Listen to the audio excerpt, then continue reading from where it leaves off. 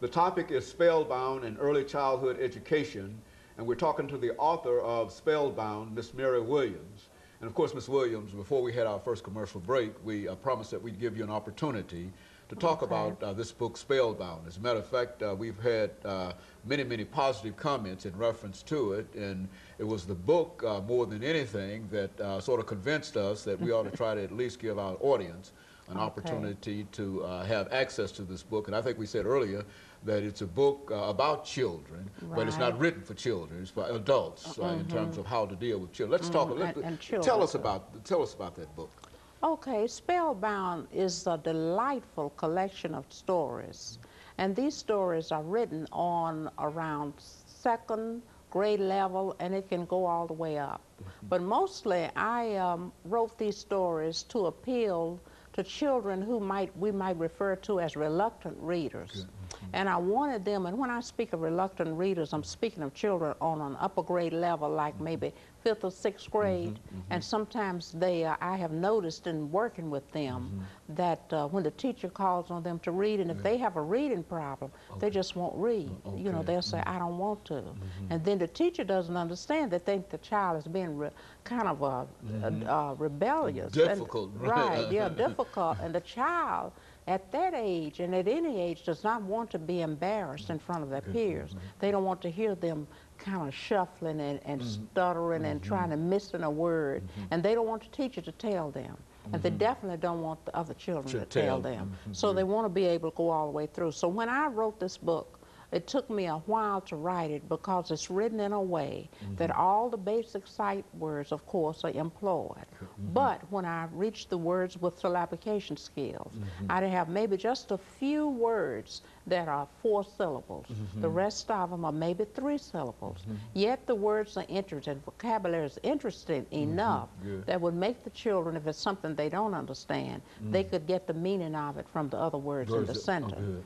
Okay, I found out that children like dialogue. So with me being in drama, I have a lot of dialogue, and I'm good with the dialogue. And I start out with a hard punch, because when children go to the library and you know, to pick up a book, they open it up and they just see something, and if they don't see any dialogue on that first page, they'll put it back. But if they see something that's really catching right at the beginning of the story, then they'll go on and read the story.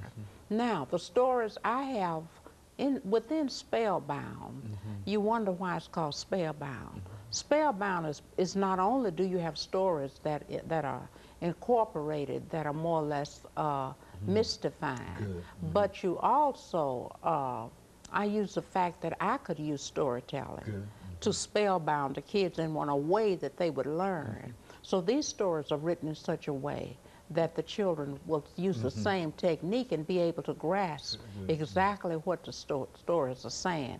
I have tried most of these stories out because I'm a storyteller. So being a storyteller by nature, sometimes I go from school to school and read the stories. So I learn a lot from what the children think about the stories, or what I need to add or take away. So this is the way Spellbound is written. Spellbound has some nonfiction in it, believe it or not. It has 11 stories. It's a book that incorporates 11 stories. It has nonfiction, so that's something that's going to be informative. You know, they can read those stories and they'll learn something about how to go on a deep sea fishing trip.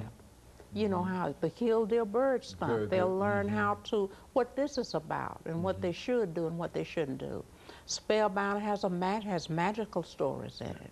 Spellbound has stories that dealing with problems and adversities that children have to deal with on a day-to-day basis, the struggles that they have to encounter, things that they can do nothing about. And they learn how to use the process of communicating with others, such as in one story about a little boy and a mom was had an illness, a drug problem, and they were afraid to say anything about it. Well, they were suffering. So, but the mother said, don't tell it because they'll take you away from me, and place you in a foster home. So the children didn't know what to do. So they were really rearing themselves. And you know, when a writer writes, they write according to something that they have. Their own experience. Right experience. So I've had kids that have come to me with little problems like this. So what I would do is I would use the process of writing. So everybody had a journal, and this is the way this story ends. The teacher gave the children a journal, so they would write down their wants and their wishes and their sad moments and everything that they wanted to in their journal. Well, naturally, teachers check those journals every day. So this little boy and his sister wrote down that their mama had a problem, and they received immediate help. So that's the way the story ends, that the mother received help, the children received help, they live with the grandmother, and it has a happy ending. And there's greater communication between all of them. Right, right. So they could use that, that was a way of communicating, and then the mother was happy. But sometimes when we're dealing with children, sometimes they don't know what to do. So I try to write this story dealing with that so that this would help somebody else that might read the story, that would know how to handle a problem of that nature. Spellbound is also contains stories that are short.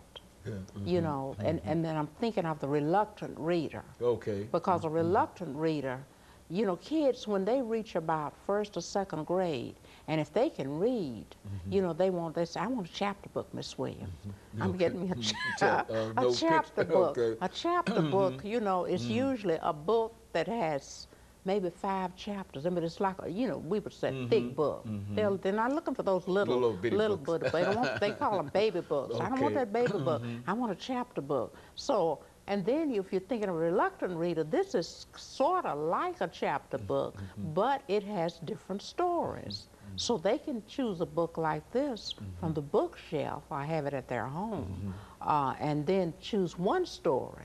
So if the teachers, and I'm trying to get this book incorporated in the school system. Good, okay. So if the teachers use this as a supplementary book, then when she brings her little children around her in the circle, and then she calls on a child that may have a reading problem, then he can choose a short story and go right through it without having to stumble and, you know, and the kids trying to punch him and tell him. And that builds up confidence. Yeah, that builds up confidence. And plus they remember what they're reading because everything in there is really high interest information. One is about a 15-year-old that received her driver's permit, license or permit, I think it was permit, and she was not supposed to go in a car. So see a child, an adult would read that. And so she took the car out, and then she went down a street that she was not familiar with, and someone jumped on a car. Okay, and of course, Ms. Williams, let me break for this final commercial break, at which time we'll come back and we'll give you an opportunity to talk about how this book has been received among many publics. The topic is Spellbound.